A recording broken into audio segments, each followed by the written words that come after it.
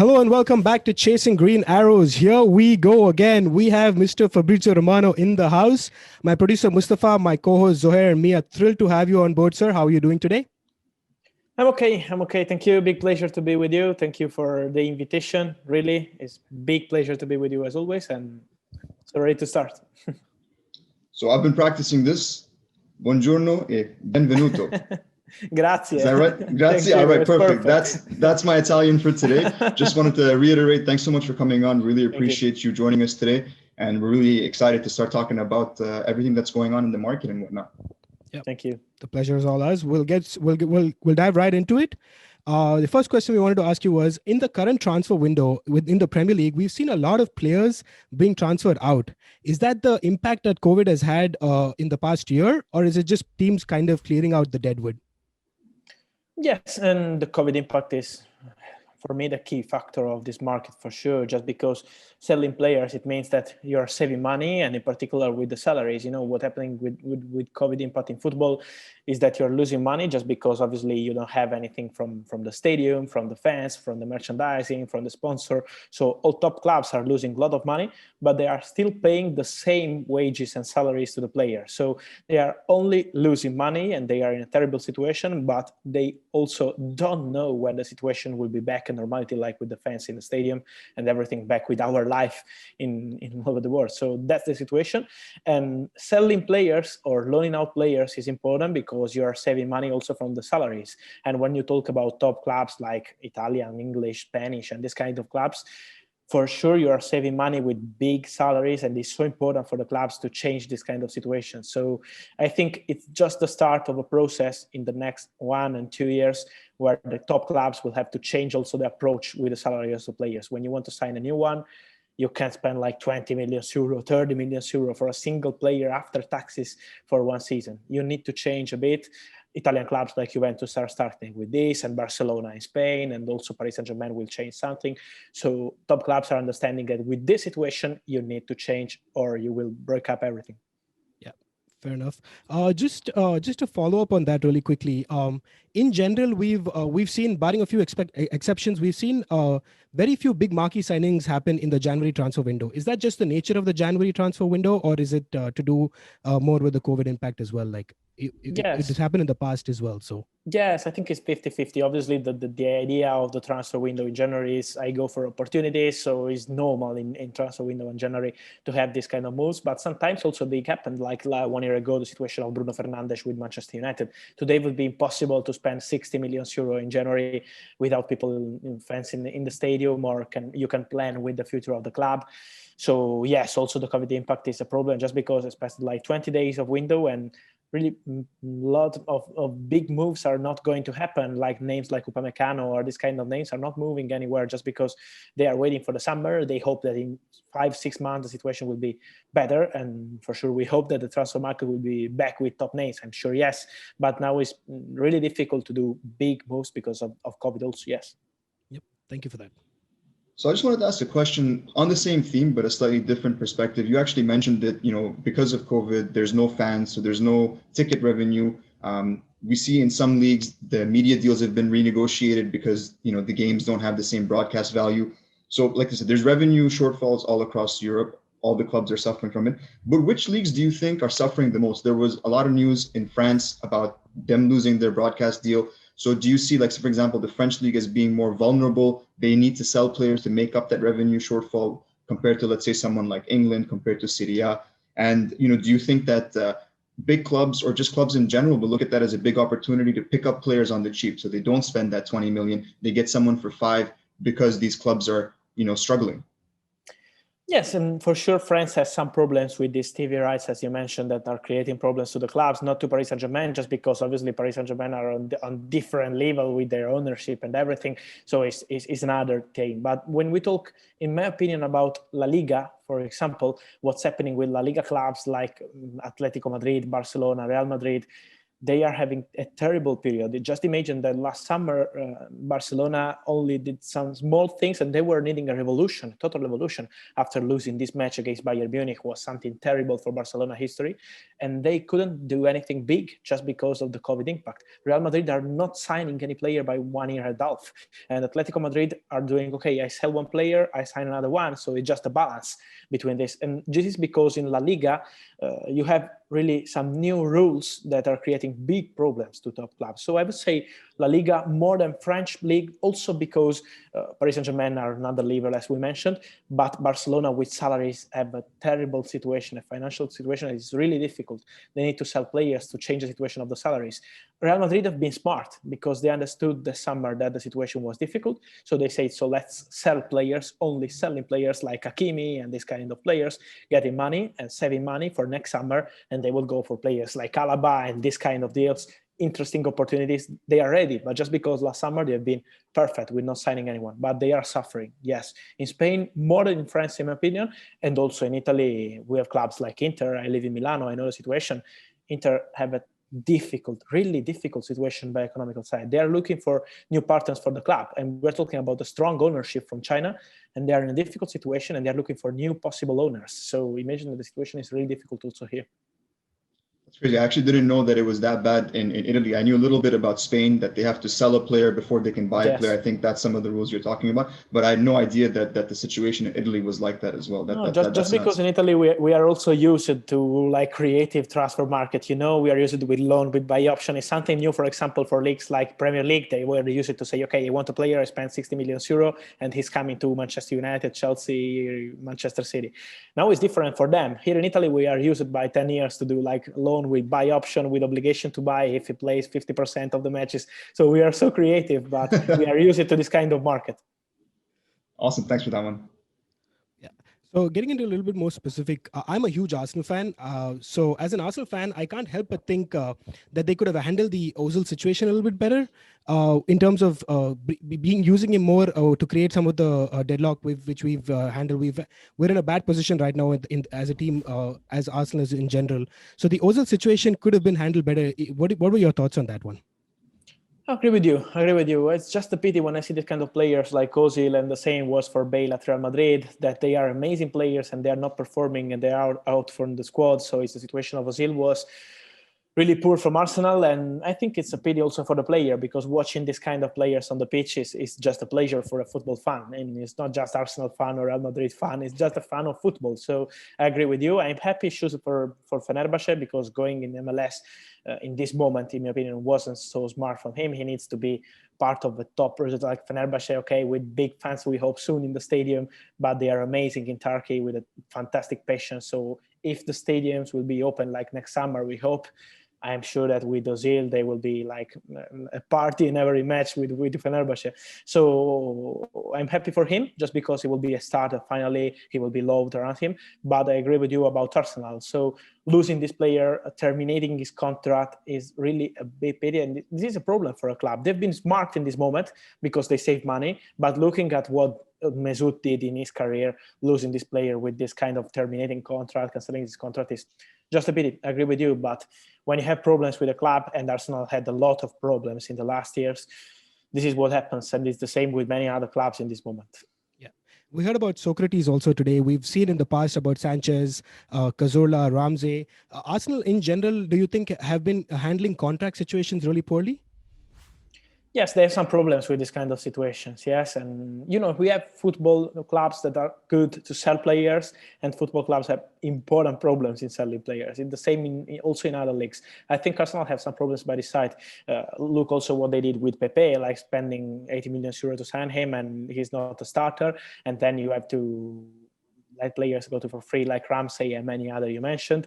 So yes, they have some problems in selling player, but I think the problem is about the salary, because when you have players with this kind of salary, with enormous salary, and no one can sign them, so the clubs are like, okay, I'm going to sign Ozil, but you have to give him for free because I'm paying the salary. So that's the problem. Changing the situation with salaries will be the future for this kind of clubs, in my opinion. So going with young players with the right salary and not with the crazy one is the only way to be back at selling players and not having any problem I look at what are doing some club like Leipzig or Atalanta here in Italy, is not with the big history, but they have a smart model. Okay, my wages are not so high. Imagine that Atalanta are playing in the Champions League with good level, and they have salaries like the most paid player is around 2 million euro.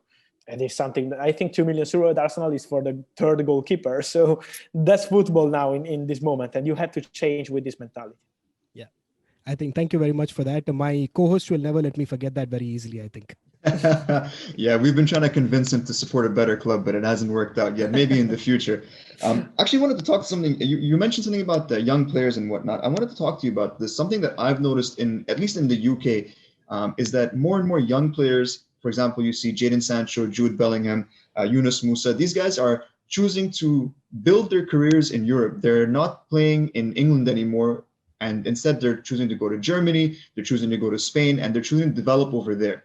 Is there a specific, a particular reason for that? Is it that they benefit from more playing time? Or is it just the idea that in England, there's so much media pressure, and when they play in Germany, when they play in Europe, they get to develop at their own pace? What do you think about that? Playing time and easier league. That's the answer, in my opinion, because when you play in England, and I take an example with Balogun of Arsenal, playing with Arsenal, it means it's really difficult to find space in these kind of clubs. And also when you play, it's not easy to become a star in Premier League, or you're a top talent, or moving to the Bundesliga sometimes is marked because you're playing in this kind of clubs. They have no problem with young players, no pressure, so they go on the pitch and no problem. German people have a different approach to football respect to English people or Italian people also, for example. It's totally different culture, and this is positive for your player because they're playing, but also in an easier league where you can become a star and your value can be quickly to 80 million euro. Look at Havertz, for example. In 1 year, it was 80 million euro. And Sancho in 2 years was 120 million euro. So right. In 1 or 2 years, you can grow up immediately. And it's different from Premier League, where to find space is not easy. And then you have to show to be a star. And when you're a star in Premier League, okay, you're great, but it's like 1 or 2 players per season. So it's not so easy. Going to Bundesliga, for example, more than other leagues, but also in Spain, like with Musa, with Valencia and many others, you have the opportunity to play.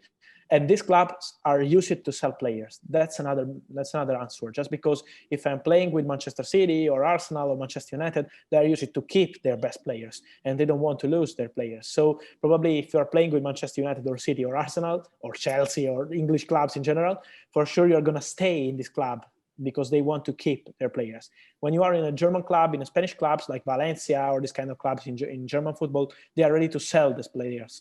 And they're making money, the players and the agents and everything. So that's the answer too. Very interesting. I actually wanted to ask, we saw that recently Brexit went through, and now there's going to be all these different rules about players coming in. There's going to be changes to the way, teams recruit. How do you think this is going to impact English clubs? I don't think there's going to be that much impact on players going from England to the EU, but players coming in, especially recruiting for under 18, 16 and 17-year-olds, those really talented players that are prospects and clubs like to pick them up. How do you think that's going to be affected? Yes, I think it will be a problem for English club. It's already a problem right now, just because if you want to sign, as you mentioned, under 18 players, like say 16, 17 good players, you have some problems now. You can do it. And before, clubs like Manchester United, like Chelsea, they were always ready on this kind of talents all over Europe to sign them immediately. And now you have a big issue with this kind of situation. So for sure, they are suffering the situation because having the opportunity of signing the best young players around Europe with the money of English clubs was something good for them. But now the situation is changing, and this is an issue for these clubs. Yes, just because the academies are part of the future of the club. And now you have to go with your players, and it will be really difficult to get these kind of players. And also look at the situation also with the work permit, for example, for Caicedo, was complicating everything for this kind of players. So you have a lot of problems because of this situation of the Brexit, for sure, for English clubs. I agree with you. Awesome. Thank you for that. A team like Chelsea that has gone all out in the past summer to buy top talent, and they are continuing to be linked with good players. Does this kind of extensive buying put added pressure on the team to perform? And when they don't perform, like in the past couple of weeks, is that an added pressure on the team and the manager and all of that stuff? Yes, I love transfer market, but I think that many times buying player is not the solution. Sometimes you have to give time to your players. Just because signing 10 new players, it means that the manager has an important role to change everything, to have a new team, to fix the players, but also the person and not just the players.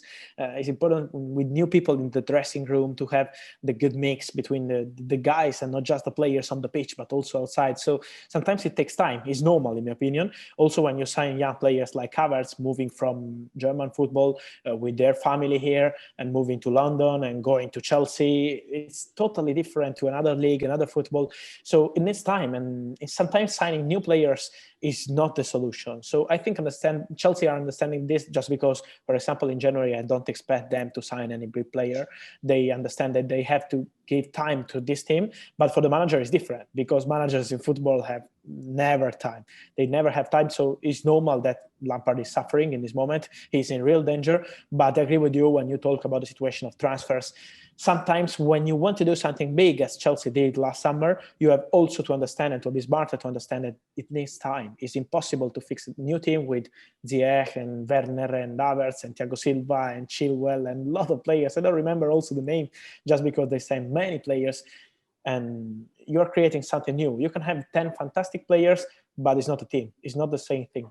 And look at AC Milan, for example. They changed everything in 1 year. They changed it completely, their situation. Now they are top of the table in Serie A. They were terrible 1 year ago. Now they are top of the table, having a leader like Ibrahimovic. He changed everything. So also having the right leaders is important to have a team, and not just fantastic players. And the Chelsea have fantastic players, but they need to fix something by the leadership roles, in my opinion. And Mr. Roman has not been very kind to his managers in general. You know, we see them getting sacked very easily. So you think Lampard is definitely under the threat, right? He's in danger, yes, just Yeah. because they are not happy with him. Mm-hmm. I mentioned about the market, but we have also to remember that Chelsea spent a lot of money last summer. So I can also understand by Roman's position that spending money and looking at the team struggling like this is a big problem. But yes, he's in danger. Nothing has been decided yet at the moment. So till this minutes, nothing has been decided yet. Then with Roman Abramovich, you never say never say what's going on. Many managers are waiting to understand the situation of Lampard, but at the moment, nothing has been decided yet. So I hope for Lampard to have more time, just because, as I mentioned, having a new team with many new players needs time. Yeah, thank you for that. So I actually want to talk to you about something you had mentioned a little bit earlier when you were talking about that the way football works is going to have to change. Teams aren't going to be able to go out and spend 60 million on one player and, you know, give them like a 20 million salary after taxes. That game has to change. What we've been seeing is that there's been a lot of top level talent coming through from the MLS. We saw Alphonso Davies, who's, you know, doing a fantastic job at Bayern. You have Pulisic at Chelsea, Gio Reyna at Dortmund, even Tyler Adams at Leipzig. Is the MLS becoming a more attractive recruitment option for clubs? They're finding better talent there than maybe they found in the past, and for a better price. What do you think about that? I think that the answer is absolutely a big yes. I think in the USA, they are doing an amazing work on football, really, with the academies, with young players, but with mentality. What I am appreciating so much about these guys from the USA, from the MLS, is that they have the right mentality. It's not just quality. Sometimes happen that American players were coming to Europe, okay, quality players, but never with the right mentality. We have in Europe the culture of football, so you have to win, you have to be ready for top matches always, you have to be always on level. And they were not ready in the last 5 or 6 years. Now they are arriving, and for example, I look here in Italy, the situation of McKennie with Juventus. This guy is the best player in Juventus right now, in my opinion. He's doing something incredible. When McKennie is on the pitch, you feel the energy of these guys. So They are changing not just on the pitch, like the technical, the skills, culture, but also the mentality. I think that's why the MLS is changing something also for young players.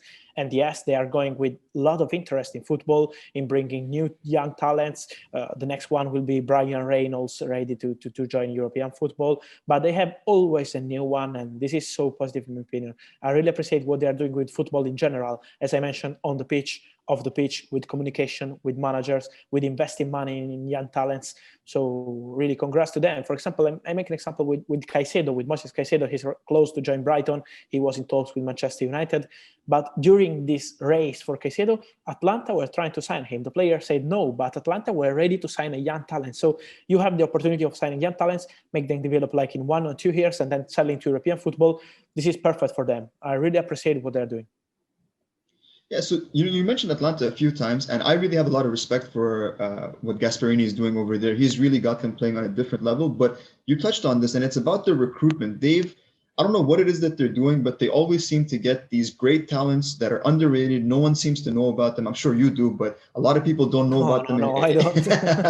A lot of people don't know about them, right? And then they get these players for cheap. They're raw, but they get them to play together so well. We see it with the Red Bull clubs as well. You see that at Salzburg, they've been recruiting fantastic players. They have a system in place that you go Salzburg and then you go to Leipzig. But what other teams are really good at this? And what do you think is their secret to success when it comes to signing these sorts of players?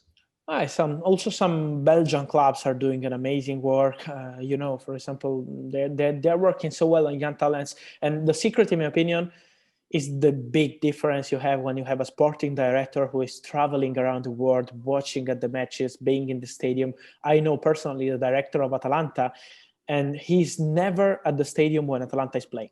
Never. He's always around the world looking at players, looking at the new one in Belgium, in 2nd division of Norway, in 3rd division of Holland. So he's always traveling and looking at players at the stadium. And he always told me, when I watch a player in the stadium, it's totally different from Scout or websites. It's totally different. You have the feeling about the player, about his culture. You can talk with the player after the match, like knowing what kind of guy you have in front of you. Is totally different. And now in football, we have a different situation because a lot of clubs only do like recruitment and scouting by website. So like when everyone is using Scout, and this is good. But in my opinion, you have to use it, but also to go on the pitch. And Atalanta director, for example, he's going everywhere, always like in Belgium, and finding players like, okay, I have Gosens, I have Hateboer, I have this kind of players. He finds players for 2 million euro, and then he sells players for 30 or 40 or 50 million euro. So you have also to have a manager with big faith in young players, because if they are not playing, you can sign any player you want, but if they are not playing, you have a problem. But they have no fear. They are going with young talents. They have their policy. And in my opinion, this is the best way to do football. As you mentioned also with Leipzig and with many others, going with this idea is really something great. So, it sounds like, for these clubs that don't have, these big expectations that come with them, like Manchester United, like Real Madrid, Barcelona, it's that they're able to take these risks. They can sign these smaller players, these less known players, and they're like, you know what, go play, go have fun. They have managers that obviously encourage their style. They have sporting directors that are looking for these sorts of players, but it's about having faith in that youth and letting them play their game, from what I'm hearing. Yes, absolutely. Yes, always going with young players. I remember Atalanta started last season in Champions League, their first match in their history in Champions League against Dinamo Zagreb, a Croatian team. They were playing the first match in their history, and they had an amazing team, in my opinion, against Dinamo Zagreb. I was expecting Atalanta to win like 2 or 3-0 with no problems, and they lost like 4-0. They were like in panic, first time in Champions League, big emotion, big pressure. So they were like shocked in the Champions League. They lost this match. They were terrible. And they started to, restart, no problem. After the match, still with the same players, young players, no problem. And they won, and they were going against like 1 minute from beating Paris Saint-Germain and going to the semi-final of the Champions League. So it would be something incredible. And that's the Atalanta style. And sometimes it's smart if you have the right manager, the right director, and the right talents. Awesome, thank you. You talking about managers. We've seen a lot of players in the Premier League, mainly also in Italy. We saw Pirlo, but a lot of these players are jumping right into management right after their playing careers. We saw Pirlo, Arteta, Lampard, most recently Rooney as well. What are your thoughts on players taking up such big projects so early on in their managerial careers?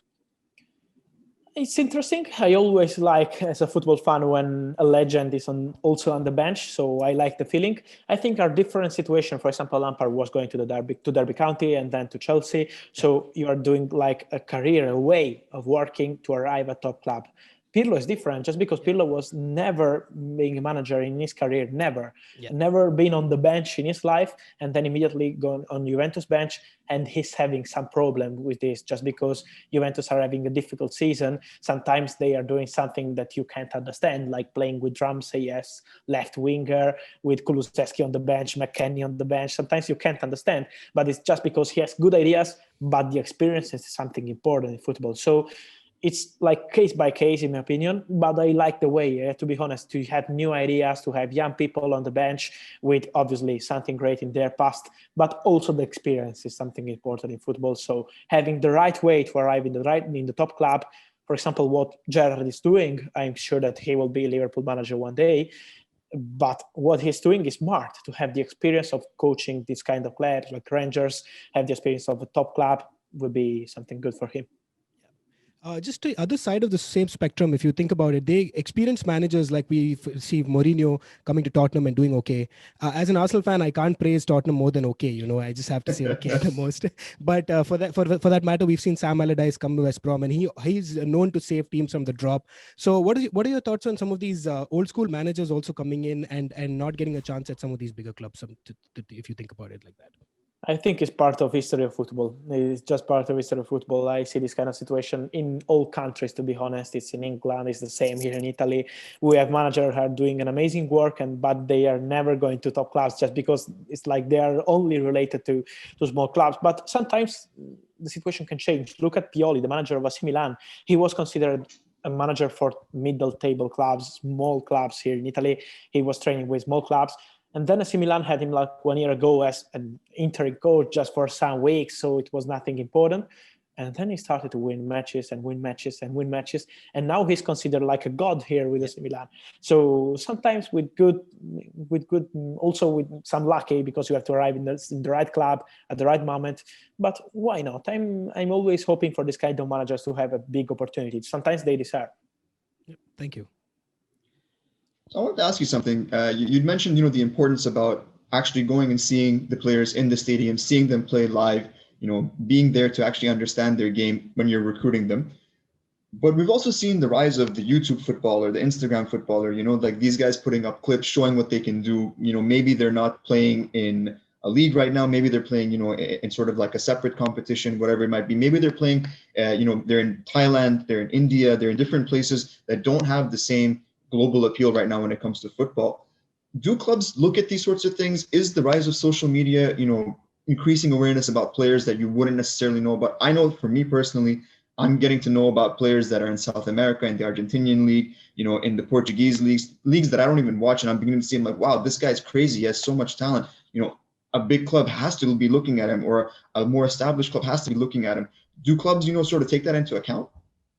It's really, really difficult, to be honest, to have clubs look. I'm talking about top clubs. Having top clubs looking at this kind of situation is really difficult. I know a lot of sporting directors, and they never trust what they say on an iPhone or on YouTube or on Instagram or wherever. They always want to prove, like on Scout or on the pitch, as I mentioned before. So many times they don't trust what they say on internet, and in my opinion, it's not so smart sometimes, because as you mentioned, sometimes you can have good opportunities and look at some players and being like surprised by some new talents.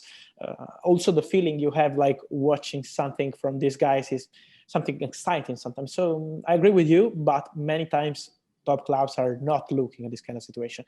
They think that this kind of situation are not at the level of top clubs. Middle table clubs is different. When you talk about small clubs, second division clubs, it's totally different. But with top clubs, I never expect this kind of directors working in this way, in this moment. Then the world is changing with social media and more. So I hope that something can change.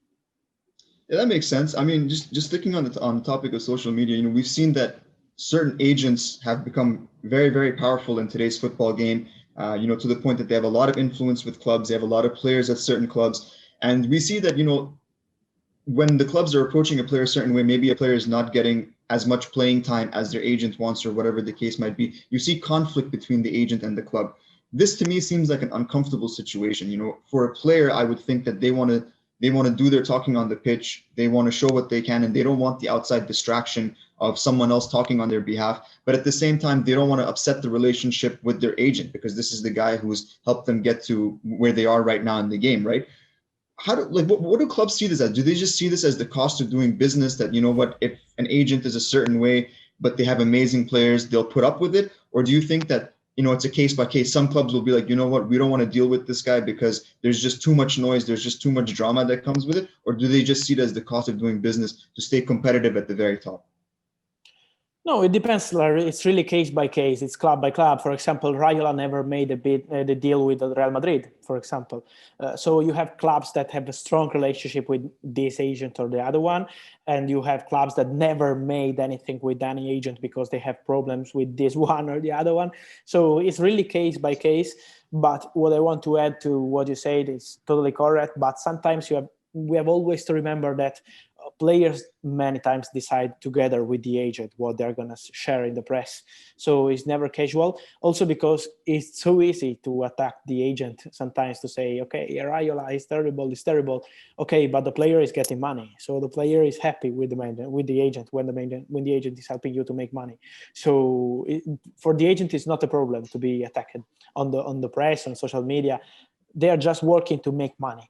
And clubs have created this phenomenon of the agent in football. So they have to remember that now they are paying what they created. Like, okay, if I want to sell the player and I am the sport director of a top club, I am worried about transfers, I want to speak with an agent. I say, okay, I want to sell this player, help me, and they pay you. So that's the way the top clubs created in football. And now they are paying this because the agents are becoming the power in football. So that's it. Awesome. Thanks for that.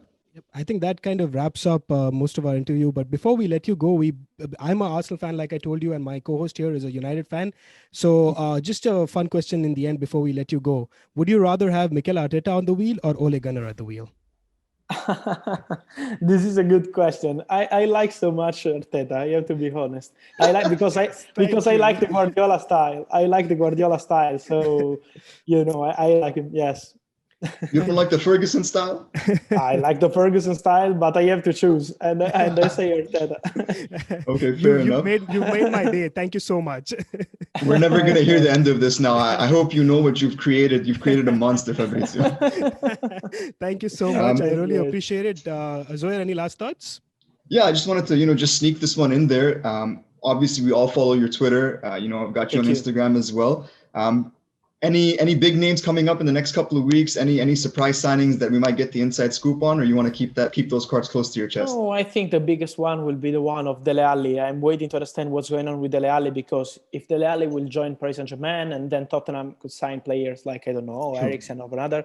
So it's like a domino in football many times, and I hope that Daniel Levy, the owner of Tottenham, will hit the green light for Dele Alli. But at the moment, it's still waiting, stand by, let's see. But it will be the biggest one if Daniel Levy will accept. And it's always a big if with Daniel Levy.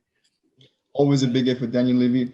Honestly, Fabrizio, thanks so much. It's been so much fun talking with you. It's been very enlightening, and we hope to see you again real soon. Thanks again for your time. Thank you, guys. Really, big pleasure for me. Thank you.